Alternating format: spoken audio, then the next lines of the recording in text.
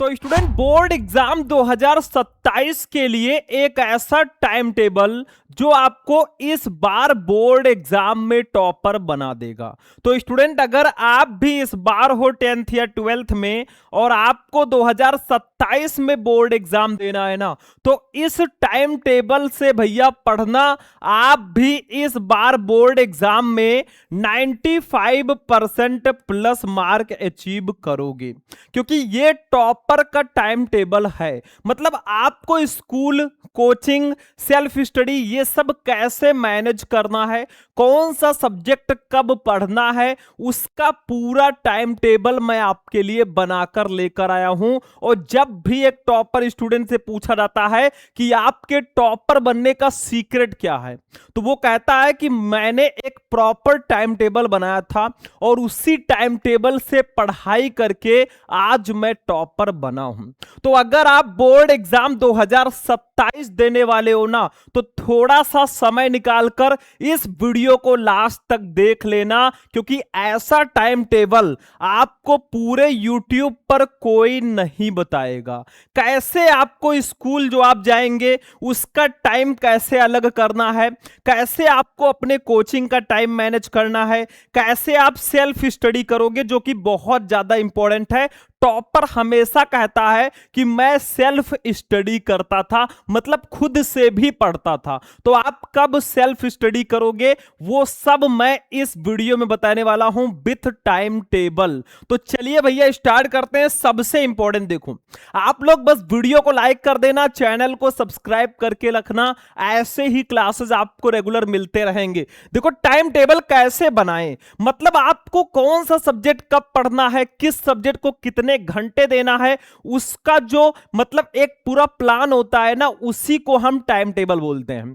कैसे बनाओगे वो मैं बताने वाला हूं। ऑल सब्जेक्ट कैसे मैनेज करें, यानी कि हमारे पास जैसे क्लास 12 में हो तो 5 सब्जेक्ट हैं, क्लास 10 में हो तो 6 सब्जेक्ट हैं, तो इनको हम मैनेज कैसे करेंगे भाई। मतलब स्कूल, कोचिंग सबका टाइम निकालने के बाद हम सारे सब्जेक्ट को कैसे पढ़ेंगे, स्कूल और कोचिंग का जो टाइम है उसको कैसे मैनेज करना है, और सेल्फ स्टडी या रिवीजन का टाइमिंग आपको कैसे मैनेज करना है, वो सब मैं इस वीडियो में बताने वाला हूं।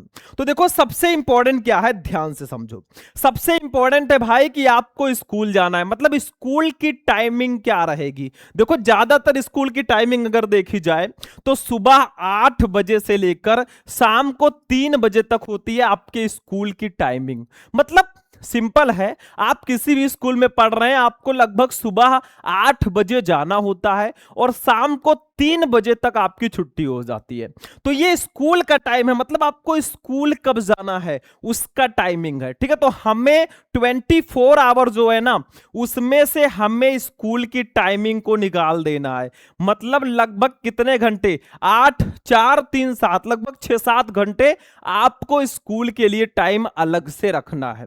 देखो टाइम टेबल बनाना ही बड़ी बात नहीं है, उसको कंसिस्टेंसी से फॉलो भी करना होता है। एक टॉपर जो होता है ना, वो टाइम टेबल बनाता है तो उसको फॉलो भी करता है। बनाकर तो सारे स्टूडेंट रख देंगे, लेकिन जो उसको फॉलो कर पाते हैं ना, वो 2-4% ही होते हैं और वही टॉपर बनकर आते हैं। तो स्कूल की टाइमिंग आपकी 8 से 3 बजे तक रहेगी। ठीक है, उसके बाद कोचिंग की टाइमिंग देखिए। कोचिंग का जो टाइम है, जैसे आप लोग अगर कोचिंग करते हैं ना, तो मेनली जो कोचिंग की टाइमिंग होती है, देखो सुबह या तो आप करेंगे लगभग 6 से 8 बजे तक, क्योंकि अगर आप स्कूल जाते हो ना तो आपको 8 बजे स्कूल जाना है, तो 6 से लेकर 8 बजे तक आपके कोचिंग की टाइमिंग हो सकती है अगर आप मॉर्निंग में कोचिंग पढ़ते हो। ठीक है, इवनिंग में अगर देखा था तो 4 बजे से लेकर 6 बजे तक, क्योंकि 3 बजे आपके स्कूल की छुट्टी हुई, आप लगभग 4 बजे घर पे आए। 4 के बाद 4 से 6 तक आपके कोचिंग की टाइमिंग है। मान लीजिए कुछ बच्चे जो है कोचिंग बहुत कम करते हैं, वो सेल्फ स्टडी पर बिलीव रखते हैं कि अगर हमने खुद से अगर अच्छे से पढ़ लिया ना या ऑनलाइन पढ़ लिया तो हमारा काम हो जाएगा। तो अगर आप ऑनलाइन भी पढ़ रहे हैं तो इन सब टाइमिंग पे अगर आप कोचिंग पढ़ रहे हैं, चाहे ऑफलाइन हो या ऑनलाइन हो, उसका टाइम आप ये रख सकते हैं। ठीक है, अब देखिए टॉपर की स्ट्रेटजी क्या होती है, बेस्ट स्ट्रेटजी फॉर टॉपर। आपका स्कूल का टाइमिंग निकल गया, कोचिंग का टाइम मैंने बता दिया। देखो बेस्ट स्ट्रेटजी क्या है, आपके पास 2 सब्जेक्ट होते हैं, एक होता है भाई वीक सब्जेक्ट, ठीक है। क्या होता है, एक होता है वीक सब्जेक्ट और दूसरा होता है टफ सब्जेक्ट, मतलब स्ट्रॉन्ग सब्जेक्ट। जैसे कुछ सब्जेक्ट आपके होंगे जो वीक होंगे, जैसे आप क्लास 12 में हो तो आपको लग रहा होगा फॉर फिजिक्स में हम थोड़ा वीक हैं, केमिस्ट्री थोड़ा टफ है, ठीक है, या इसको टफ सब्जेक्ट भी बोल सकते हैं। और स्ट्रॉन्ग सब्जेक्ट का मतलब जो सब्जेक्ट आपको इजी लगे, जैसे हिंदी हो गया, थोड़ा बहुत इंग्लिश हो गया। और क्लास 10 में अगर आप हो तो आपको साइंस, मैथ, ये सब थोड़ा वीक हो सकता है आपका, आपको लगेगा ऐसा कि थोड़ा सा मेरा ये वीक है, थोड़ा टफ सब्जेक्ट है, और हिंदी इंग्लिश थोड़ा आसान होगा या आर्ट थोड़ा आसान होगा। तो दो टाइप के सब्जेक्ट होते हैं, उसके अकॉर्डिंग आपको बनाना। जैसे देखो सब्जेक्ट जैसे होते हैं, एक होता है इजी सब्जेक्ट, एक होता है टफ सब्जेक्ट। अब इजी में आपका हिंदी इंग्लिश हो गया, क्लास 10 में हो या 12th में बायोलॉजी हो गया, तो इसको आप मॉर्निंग टाइम में रखिए। मतलब मेरे कहने का मतलब यह है, जब टाइम टेबल बनाओ ना, सारे सब्जेक्ट शाम को ही थोड़ी ना रख पाओगे, क्योंकि 4-5 सब्जेक्ट आपके पास हैं, 5 सब्जेक्ट, तो 5 घंटे कम से कम उसको देना है। तो आपको क्या करना है, जो इजी सब्जेक्ट आपके हैं ना, उसको आप मॉर्निंग में रखिए, उसका टाइम टेबल बनाइए कि मुझे ये सुबह पढ़ना है। जो आपका टफ सब्जेक्ट है, जैसे फिजिक्स हो गया, केमिस्ट्री हो गया, मैथ हो गया, इसको शाम को रखना है, इवनिंग टाइम में आपको रखना है। क्लास 10 में हो तो आप लोगों का जैसे मैथ हो गया, साइंस हो गया, इसको आप इवनिंग में रखिए, और जो इजी सब्जेक्ट है उसको आपको मॉर्निंग में पढ़ना है। एक टाइम टेबल मैं आपको बता देता हूं क्लास 12 वालों के लिए, ऐसे ही क्लास 10 वाले भी अपना टाइम टेबल इसी को रिलेट करके बना देंगे। जैसे देखो, बेस्ट टाइम टेबल आपके लिए मैं लेकर आया हूं। सबसे इंपॉर्टेंट, इधर आप लिख देना सब्जेक्ट और इधर लिख देना टाइम, मतलब टाइम, ठीक है, टाइम टेबल नहीं, टाइम। अब देखो आपको किस सब्जेक्ट को किस टाइम पढ़ना है, उसका पूरा रोड मैप ऐसे ही बनाना होता है। आप अपने हिसाब से भी बना सकते हो, जैसे कुछ बच्चे स्कूल नहीं जाते हैं या कुछ बच्चे कोचिंग नहीं जाते हैं, तो आप अपने अकॉर्डिंग भी टाइम टेबल बना सकते हो। मैं इसलिए बता रहा हूं कि आप स्कूल कोचिंग दोनों कर रहे हैं, साथ में सेल्फ स्टडी आपको करना है। तो देखिए, अगर आप क्लास 12 में हो, आपका बायोलॉजी या मैथ है, तो आप शाम को 6 बजे से 7 बजे तक पढ़ सकते हो भाई। सबसे अच्छा समय होता है, क्योंकि इसमें ज्यादातर न्यूमेरिकल्स होते हैं या क्वेश्चंस होंगे मैथ में, तो आप लोगों को ये शाम को रखना है, ठीक है। जो याद करने वाले सब्जेक्ट आपको लग रहे हैं ना, उसको सुबह रखिए और सुबह याद कीजिए, क्योंकि सुबह जो है सबसे अच्छे से आपको याद होगा। सुबह का समय जो है बहुत शांत होता है। उसके बाद अगर क्लास 12 में आपका फिजिक्स है, 10th में हो तो आप साइंस रख दीजिए, वो आपको 7:15 से 8:15 PM तक रख देना है। देखो 15 मिनट का गैपिंग होना चाहिए। जैसे आपका बायोलॉजी आपने पढ़ा, आप फिजिक्स जब आपको पढ़ना है तो 15 मिनट का आप गैपिंग ले लेना, लगातार मत पढ़ना वरना मिक्सअप हो जाएगा। केमिस्ट्री आपका है जैसे क्लास 12 में, या फिर हाई स्कूल में आपका मैथ है ले लीजिए, तो ये आप 8:30 बजे से 9:30 बजे तक रख दीजिए रात को, ठीक है। बस 9:30 बजे तक अपना टाइम टेबल रखिए। उसके बाद आप पढ़ सकते हो तो अपने टफ सब्जेक्ट पे थोड़ा ध्यान दीजिए, बाकी सुबह रख दीजिए। जैसे हिंदी आपका है तो इसको 5 से 6 AM रख दीजिए सुबह, इंग्लिश आपका है तो इसको 6:15 से 7:15 तक रख दीजिए। तो ऐसे आपको टाइम टेबल बनाना है, मतलब सुबह और शाम दोनों को मिलाकर जब आप टाइम टेबल बनाओगे तभी सारे सब्जेक्ट को मैनेज कर पाओगे। ध्यान रखना, और याद करने वाली जो चीजें हैं उसको सुबह आप भैया उसको याद करना, ठीक है, जल्दी याद होगा। जरूरी नहीं है कि हिंदी इंग्लिश आप रोज सुबह पढ़ो, मतलब हफ्ते में 3-4 दिन पढ़ो, बाकी 2-3 दिन आप सारे सब्जेक्ट में जो याद करने वाली चीजें हैं उसको सुबह याद करो, ठीक है। ये आपका टाइम टेबल है, इसको आप नोट कर सकते हो। क्लास 10 में हो तो इसमें आप सब्जेक्ट बदल कर अपना पूरा टाइम टेबल अच्छे से बना लेना, ठीक है। इसका स्क्रीनशॉट ले लो। अब सबसे इंपॉर्टेंट देखो, वीकेंड मतलब हफ्ते में एक दिन, जैसे मान लो जो संडे है, उसमें आपको क्या करना है। जैसे आप लोग मॉर्निंग में 6:30 बजे लगभग आपको उठना है, मतलब थोड़ा देर को आप थोड़ा वीकेंड पे ना थोड़ा रेस्ट लेना, क्योंकि बॉडी को रेस्ट की भी जरूरत है। फिर 7 से 9 बजे तक आप वीक सब्जेक्ट और रिवीजन थोड़ा बहुत कर लेना, जो आपने पूरे हफ्ते पढ़ा है ना वो सुबह रिवीजन कर लेना।